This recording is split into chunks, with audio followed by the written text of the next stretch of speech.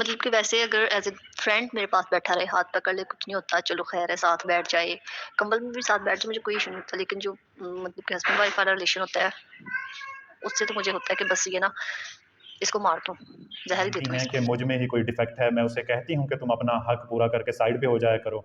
बस मुझे अच्छा नहीं लगता कि बिला वजह साथ चिपक-चिपक के रहना। वो कहता है मैं कौन-सा कोई हवस का पुजारी हूँ कि मैं साइड पे हो जाऊँगा।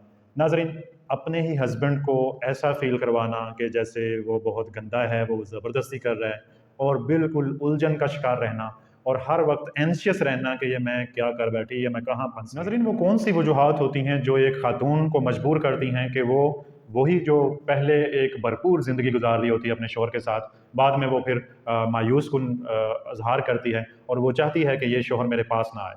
क्या वजह होती है? एक पूरी मुकम्मल केस स्टडी शामिल करेंगे।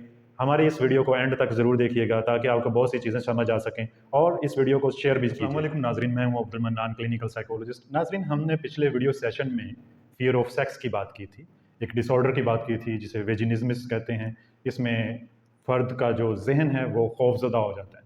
उसके बारे में हम बात कर चुके हैं। अब हम मज़ीद आगे बढ़ेंगे और एक केस स्टडी शामिल करेंगे। हमारी ये क्लाइंट बहुत अरसे से हमें कह रही है कि मेरा केस शामिल करें ताकि बहुत सी लड़कियों को अवेयरनेस मिले। नाज़रीन, इस सोसाइटी में हमें फ़ाल्टी लर्निंग का सामना होता है, यानी बच्ची को उसके एज के अकॉर्डिंग कुछ इन्फॉर्मेशन का होना बहुत ज़रूरी है, लेकिन कुछ वालिदैन सो कॉल्ड मासूम होते हैं, वो अपने बच्चों को वो इन्फॉर्मेशन नहीं दे पाते या शर्म-ओ-हया समझ के कुछ चीज़ों को अपने बच्ची को सिखाते नहीं हैं।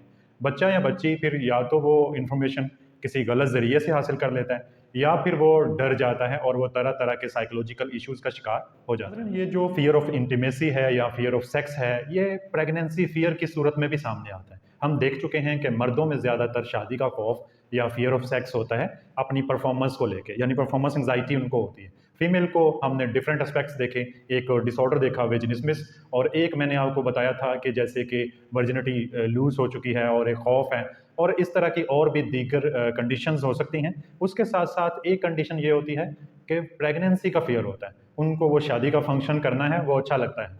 लेकिन उनको बाद की ज़िंदगी का इतना इदराक नहीं होता, उनके पास बेसिक इन्फॉर्मेशन नहीं होती या वो उसको थ्रेटफुल समझती हैं बाद में जाके, पहले उनको कोई इदराक नहीं होता। मैं हमारी ये क्लाइंट भी इसी तरह के एक सिनेरियो में फंसी, हम डिटेल से इसका तज़किरा करेंगे। पिछले दिनों में एक केस मेरे पास आया, उसमें एक बूढ़े शख्स ने अपनी वाइफ़ को डिवोर्स कर दी और एक नई शादी कर ली। अब इस सिलसिले में हमारा जो माशरा है वो इजाज़त नहीं देता, ना ही डिवोर्स की, ना ही नई शादी की। और अगर तो एज ज़्यादा है तो फिर बिल्कुल ऑब्जेक्शनेबल समझा जाएगा कि इसने शादी क्यों की या इसने डिवोर्स क्यों की। अब उसकी जो अंदर की बातें थी वो मैं आपसे थोड़ी-सी शेयर करता हूँ कि वो खातून, वो जो उस बूढ़े शख्स की बीवी थी, वो उसको कहती थी कि तुम कहीं और शादी कर लो, मुझे गंदा लगता है, मेरे पास मत आया करो। जबकि वो शख्स जो है उसको एक फ्रस्ट्रेशन थी, तो वो अपने हकूक़ पूरे करने के लिए कोशां रहता था। तो उस खातून ने खुद उसे कहा कि मुझे डिवोर्स दो और नई शादी कर दो। जबकि उनके बच्चे-बच्चियाँ जो हैं वो शादीशुदा हैं, बच्चों वाले हैं। वो इस चीज़ को अंडरस्टैंड नहीं कर रहे कि इस शख्स की भी ज़रूरियात हैं, कोई साइकोलॉजिकल इम्पैक्ट है जो इस सोसाइटी में पड़ेगा, वरना यही बूढ़ा शख्स सोसाइटी में फिर बगाड़ का बायस बनेगा। नाज़रीन, एक और एस्पेक्ट हमारे सामने आता है कि आम तौर पे ख़वातीन 5 साल, 10 साल, 12 साल बाद एक अजीब किस्म के मोड में दाखिल हो जाती हैं और फिर उनके जो हस्बैंड हैं, वो नाखुश रहते हैं, वो सेक्सुअल फ्रस्ट्रेशन का शिकार हो जाते हैं और वो फिर बाहर सोसाइटी में मुँह मारते फिरते हैं। इसकी वजह से बहुत से केसेज़ रिपोर्ट होते हैं। तो मैं ये चीज़ आपसे कहूँगा कि हमारे माशरे में ख़वातीन को अंडरस्टैंड करना चाहिए और गैप नहीं देना चाहिए। इस तरह का गैप कि आपका हस्बैंड बाहर चला गया है। बहुत से केसेज़ में ऐसा भी होता है कि एक हस्बैंड कमाने की गर्ज से बाहर है और खातून आदी हो जाती है और वो ये चाहती है कि वो बाहर ही रहे और जब उसका फ़ोन आता है कि मैं अगले मंथ आने वाला हूँ, तो वो खातून एंग्ज़ायटी का शिकार हो जाती है। फिर वो मेरे पास सेशंस के लिए आते हैं। वो क्या चीज़ होती है जो उनको एंग्ज़ियस कर देती है? हालाँकि उनके बच्चे भी हैं, उनकी बस वो पैसे भेजता रहे और एक तरह से एक आ जाता है गैप कि वो शख्स वहाँ रहने का अकेला आदी हो गया है, ये खातून यहाँ रहने की अकेली आदी हो गई है और इस तरह से बहुत से मसाइल जन्म लेते हैं और ख़्वाह-मख़्वाह की दरारें आ जाती हैं। फिर वो जब वो शख्स वहाँ से छोड़-छाड़ के यहाँ पे आता है, तो वो फिर अच्छे से निभा नहीं कर पाते और उनमें फिर मसाइल आते हैं और इसके पीछे बहुत सी साइकोलॉजिकल रीज़न्स होती हैं। कुछ का हम आज मुशाहदा करेंगे। नाज़रीन, वो कौन-सी वजूहात होती हैं जो एक खातून को मजबूर करती हैं कि वो वही जो पहले एक भरपूर ज़िंदगी गुजार रही होती है अपने शौहर के साथ, बाद में वो फिर मायूस कुन इज़हार करती है और वो चाहती है कि ये शौहर मेरे पास ना आए। क्या वजह होती है? एक पूरी मुकम्मल केस स्टडी शामिल करेंगे। हमारी इस वीडियो को एंड तक ज़रूर देखिएगा ताकि आपको बहुत सी चीज़ें समझ आ सकें और इस वीडियो को शेयर भी कीजिए। ये केस स्टडी है एक ऐसी लड़की की जो अपने कज़न से मोहब्बत करती है और कज़न के साथ राब्ते में भी है और कज़न भी उससे मोहब्बत करता है। वो कज़न अपनी माँ से कहता है कि मुझे उससे शादी करनी है और उसकी माँ रज़ामंद हो जाती है। मगर वो रज़ामंद होने के बावजूद फैमिली में कुछ कहती है। वो फैमिली में कह देती है कि वो इतनी प्यारी नहीं है, उसके तो हाथ भी ऐसे हैं, उसका तो फेस भी ऐसा है। हाँ, हमारी फैमिली में फ़लाँ लड़की जो है वो उससे ज़्यादा प्यारी है। अब वो जो लड़की है उस तक मैसेजेस के थ्रू ये बातें पहुँचती हैं कि ताई जान ने तुम्हारे बारे में ये कहा है। अब जब वो ताई जान इसका रिश्ता लेने आती हैं तो ये मना कर देती हैं और रोती हैं, परेशान रहती हैं। कौन-सी चीज़ें हैं जो उनको मना करने पे मजबूर कर रही हैं? हालाँकि वो खुद शादी करना चाहती हैं। तो ऐसी क्या वजह हुई कि उसने खुद मना कर दिया? उसे डिग्रेड फ़ील हुआ, लेकिन बाद में भी उसको डिफरेंट कॉम्प्लेक्सेस का वो शिकार हो गई। मसलन वो अपने हाथों पे हमेशा ग्लव्स पहन के रखती है। कोई देखे ना, बाज़ार में जाना है तो अपने हाथों को ग्लव्स से ढाँप लेना। ये नहीं है कि वो बहुत बापर्दा हैं और वो इस मामले में तकवा का सहारा ले रही हैं, ऐसा हरगिज़ नहीं है। बल्कि उनको शदीद किस्म का कॉम्प्लेक्स है और वो हमेशा अपने फेस पे इंतहाई ज़्यादा मेकओवर और मेकअप करके रखती हैं। और उनका सबसे बड़ा फ़ियर ड्यूरिंग सेशन उन्होंने डिस्क्लोज़ किया कि मेरा ये फ़ियर है कि मेरी जिससे शादी होगी, अगर उसके पास पैसे ख़त्म हो गए तो हम मेकअप कहाँ से कैसे खरीदेंगे? उसे ये फ़िक्र नहीं है कि गरीब हो जाएँगे, रोटी-पानी कहाँ से होगा? उसे ये फ़िक्र है कि मेकअप नहीं ख़त्म होना चाहिए। तो ये कॉम्प्लेक्सेस की वजह क्या होती है और फिर क्या होती है? इस दौरान में एक नई एंट्री होती है, एक और लड़के की एंट्री होती है, उसने इज़हार मोहब्बत किया और इनकी एंगेजमेंट हो जाती है। लेकिन एंगेजमेंट के बावजूद ये उस लड़के को डिग्रेड करती है। एक तो वो एज में छोटा है, दूसरा उससे क्योंकि वो खुद चल के आया है, तो उसकी वैल्यू बिल्कुल भी नहीं वो नाज़रीन उसकी फ्रेंड्स भी उसे महसूस करवाती रहती हैं कि ये तुमने क्या कर लिया? ये तो लड़का इतना हैंडसम नहीं है, कैसे तुम गुज़ारा करोगी? तो वो चाहते ना चाहते सोसाइटी को दिखाने के लिए उससे शादी करती है और फंक्शन भरपूर तरीके से होता है। और मुझे एक शादी के एग्ज़ैक्टली 1 मंथ बाद वो रिपोर्ट करती है कि मैंने शादी कर ली है। आप तो कहते थे कि तुम्हारे मसाइल ख़त्म हो जाएँगे, तुम नए रिश्ते में बंध जाओ, लेकिन मैं तो अज़ाब में पड़ गई हूँ। आइए जानते हैं कि वो क्या कहती हैं इस बारे में। वो कहती हैं कि मुझे गुस्सा आता है, पहले मैं अपने बिस्तर में, अपने रूम में अकेली हुआ करती थी और अब ये साथ होता है। और वो कहती है कि मेरा बाज़ औक़ात दिल करता है कि मैं खुद भी ज़हर ऐसी उकताहट की वजह आखिर क्या होती है? फ़ियर ऑफ इंटीमेसी, मेरे कोई करीब ना आए। फिर ये फ़ियर ऑफ सेक्स जब बहुत ज़्यादा बढ़ जाता है, तो फिर फ़ियर ऑफ प्रेगनेंसी भी आ जाता है। नाज़रीन इसके अलावा एक पूरा मुकम्मल सिनेरियो चेंज हो जाना, अपने घर में जब मर्ज़ी उठना, इकलौती लड़की है और जब ससुराल में चली गई है, वहाँ पे उठ के सुबह नाश्ता भी बनाना है और वो एक ख़ास स्केड्यूल फ़ॉलो करना है, तो इससे चिढ़ होना। नाज़रीन वो कहती हैं कि शादी करवाने के बाद ऐसा फ़ील हो रहा है कि जैसे दुनिया का सबसे फ़िज़ूल काम ही शादी है। जबकि वो पहले इस कदर ज़्यादा इस बारे में परेशान रहा करती थी कि मेरी शादी होनी चाहिए, कोई ऐसा स्टेटस वाला लड़का हो, ये हो, वो हो। नाज़रीन उसको ज़रा भी कोई भी किसी किस्म की भी अच्छी फीलिंग्स और वाइब्स नहीं आती। नाज़रीन वो ये चीज़ भी मानती हैं कि मुझ में ही कोई डिफेक्ट है, मैं उसे कहती हूँ कि तुम अपना हक पूरा करके साइड पे हो जाया करो। बस मुझे अच्छा नहीं लगता कि बिला वजह साथ चिपक-चिपक के रहना।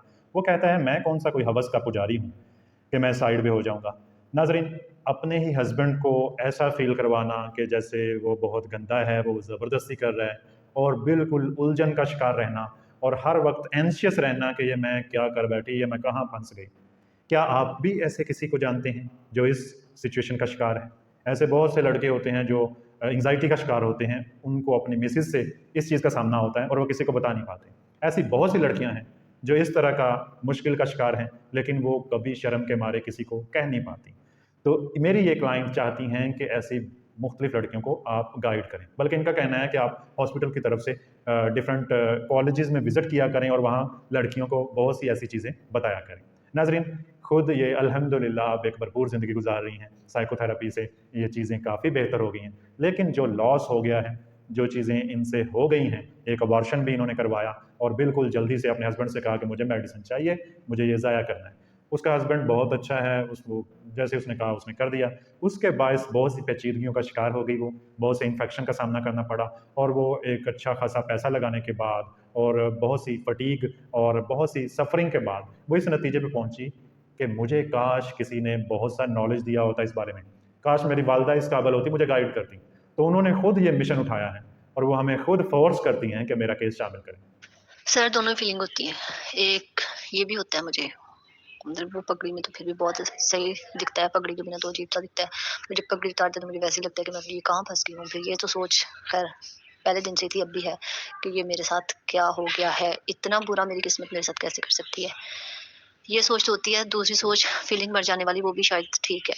वाक़ई मेरी फीलिंग मर गई है। नाज़रीन, मैंने उनसे सवाल किया था, उन्होंने इसका जवाब दिया कि मुझे दोनों तरह की फ़ीलिंग है, यानी मुझे कोई रोमांटिक फ़ील नहीं आता और मुझे एक कराहत महसूस होती है। मैं वो अपना सवाल भी कुछ शामिल करूँगा ताकि आपको अंदाज़ा हो सीरियस सके। इशू है, इसे हल्का ना लें। आप पूरा जायजा लें। मेरा ख्याल है कि एक चीज होती है प्री ऑक्युपाइड फियर। आपने पहले से ही अहमद विलन और एक सेकंड ऑप्शन के तौर पे देखा है, तो उसके असर की वजह से और कुछ इन लॉज ससुराल के असरात की वजह से आपको ये इशू होगा। यानी खुद को एक ऊपर वाले लेवल पे समझ रही हैं और हैं भी, और अपने ससुराल और अपने हस्बैंड को एक नीचे वाले लेवल पे समझ रहे हैं। तो फिर इस तरह से फिर कंपैटिबिलिटी नहीं बनती। इंसान मिसफिट फील करता है कि मैं कहाँ फंस गई और ये क्या चल रहा है। एक सिनेरियो ये है, आपने बताना है कौन सा सिनेरियो सही है और कौन सा सिनेरियो आप पे फिट नहीं आ रहा। दूसरा सिनेरियो ये है कि आपकी फीलिंग्स ही मर गई हैं मेल को लेके, यानी आप एक ऐसे एहसासात में हैं जिसमें इंसान को यह सब अच्छा नहीं लगता। ये सबसे मुराद ये जो क्या कहते हैं गहरा ताल्लुक है, रिलेशन है हस्बैंड वाइफ का, ये ही ना पसंद आए, बल्कि इसमें चिढ़ हो, गुस्सा आए, दिल करे इसका भी सर तोड़ दूं, मोड़ दूं, फोड़ दूं, और खुद का भी। ये वाली फीलिंग है या पहले वाला सिनेरियो है? आपने सोचना है, समझना है, तो फिर मैं आपको गाइड करूंगा। मतलब कि वैसे अगर एज़ अ फ्रेंड मेरे पास बैठा रहे, हाथ पकड़ ले, कुछ नहीं होता, चलो ख़ैर है, साथ बैठ जाए, कंबल में भी साथ बैठ जाए, मुझे कोई इश्यू नहीं होता। लेकिन जो मतलब कि हस्बैंड वाइफ वाला रिलेशन होता है, उससे तो मुझे होता है कि बस ये ना इसको मार दूँ, ज़हर ही दे दूँ इसको, ये मेरे पास ना आए बस। और फिर मुझे बहुत अजीब भी लगता है, रात को डिस्टर्ब होती हूँ मैं, यहाँ पे मैं अपने कमरे में अकेली होती थी, तो मुझे वो सब शेयर करना भी नहीं अच्छा लग रहा। हालाँकि उसने अपना टॉवल भी अलग रखा हुआ है, तो वैसे भी उसके अलावा ब्रश करके मेरे पास आता है। इस तरह की चीज़ों का भी ख़्याल करता है वो, मतलब खुशबू उसने लगाई होती है एवरी टाइम। बावजूद इन सब चीज़ों के फिर भी मुझे उस पे गुस्सा आता है उस टाइम। पता नहीं वो ज़्यादा रोमांटिक हो जाता है या उसकी एज ऐसी है, एज डिफरेंस की वज़ह से है वो। मुझे तो ऐसा लगता है कि छिछोरपन ही है इसमें, और तो बस एक ही काम होता रहता है, रोमांस ही रोमांस ही, कोई प्रैक्टिकल बात नहीं करता, कुछ नहीं बिज़नेस के मतलब, कोई काम के मतलब, कोई जॉब के मतलब, कुछ नहीं, बस हर टाइम रोमांस, रोमांटिक बातें इस तरह की। बस बहुत इमेच्योर सा लगता है, जैसे कोई टीनेज बच्चा या एज टीनेज। डिफरेंस के बायस भी वो चीज़ होगी, और कि आप थोड़ा मैच्योर बिहेव करते हैं, आप अपनी उम्र से 10 साल ऊपर वाला बिहेव करते हैं। और दूसरी बात यह है कि जो पहले से चीज़ें जो बंदा एस्टेब्लिश कर लेता है ना, आप अकेले रहने के आदी हो गए हैं और आपने अपने कंफर्ट जोन में किसी और को घुसते देखना का पसंद नहीं किया, और ये चीज़ आपने जनरलाइज कर ली है, आपने इस पे काम करना है, इसको सोचना है। अब ये चीज़ है कि इंसानों ने इंसानों के साथ रहना होता है, और ये आपको पहले ही थोड़ा पता होना चाहिए था। फिर आपके अंदर जो एक नेगेटिविटी थी, वो बहुत ज़्यादा थी, ठीक है? उसमें आपके फ्रेंड्स का भी रोल होगा, आपके खुद का भी। इसे हम कहते हैं हेडोनिक पॉइंट। आपने एक लेवल ऑफ प्लेयर सेट किया हुआ था कि मेरा होने वाला जो हस्बैंड है उसमें ये खूबियाँ होनी चाहिए और वो इतना काबिल होना चाहिए, इस तरह हीरो दिखे और ये वो। और अब उसमें से पता नहीं कितने परसेंट गोल अचीव हुआ है, तो इसलिए ये गुब्बारा जो था इसमें से हवा निकल गई है। तो एक चीज़ तो ये हुई है, इसका एक सदमा सा आपके ऊपर होगा जिसके बायस आपको चिड़चिड़ापन होता होगा। दूसरी ये चीज़ कि आपको वो जैसे फीलिंग्स मर जाती कि इंसान को उसके ब्रेन का सेरोटोनिन लेवल रिलीज ही नहीं होता और उसे ख्वाहिश ही नहीं होती कि मैं सेक्सुअल एक्टिविटीज़ में जाऊँ। तो ये चीज़ इसके लिए दवाइयाँ भी मिल जाती हैं कि इंसान में फीलिंग्स डेवलप हो, और फिर वो उस फीलिंग्स में ज़ाहिर फीलिंग्स होंगी तो फिर उस चीज़ को एंजॉय करेगा, वरना ऐसे लगेगा जैसे कोई ज़बरदस्ती कर रहा है और प्लेजर मिलने की बजाय तकलीफ का एहसास ज़्यादा होगा। नाज़रीन, ये प्री ऑक्युपाइड फ़ियर हमारी सोसाइटी की देन है और कुछ वालिदैन की गफलत के बायस भी होता है। इसके अलावा जो ट्रॉमेटिक इवेंट लाइफ में आ जाता है, उसके बायस भी इंसान अपने आप को अनकॉन्शियसली किसी एक फ़र्द के साथ मंसूब कर देता है, जिससे उसकी शादी नहीं हो सकी। और फिर वो दूसरे हर किसी को बुरा समझता है। एक और लेवल होता है कि इंसान लाशऊरी तौर पे खुद को बड़ा पवित्र सा और बना लेता है, अपने आप को प्रिंस और प्रिंसेस के दर्जे पे ले आता है, और फिर बाकी सारे उसे नीच लगते हैं, बाकी सारे उसे गलत लगते हैं कि इसने दांत भी नहीं साफ किए, इसने कंघी भी नहीं की, ये तो इसका तो सर भी अजीब सा है। तो इस तरह की चीज़ों में चला जाता है इंसान, और वो अपनी उस चीज़ को जस्टिफाई करता है असल में जो उसे फियर ऑफ सेक्स है या फियर ऑफ इंटीमेसी है, और फिर वो शिफ्ट होकर फियर ऑफ प्रेगनेंसी में चला जाता है। तो फिर जब जैसे ही ये न्यूज़ मिलती है कि ये तो प्रेग्नेंट है, तो फिर उनको बहुत चिढ़ होती है कि अभी तो ये मेरे साथ क्या हुआ, ये मेरे साथ हुआ क्या। तो वो इस शॉक में चले जाती हैं, तो फिर उनको थेरेपी से इससे निकाला जाता है।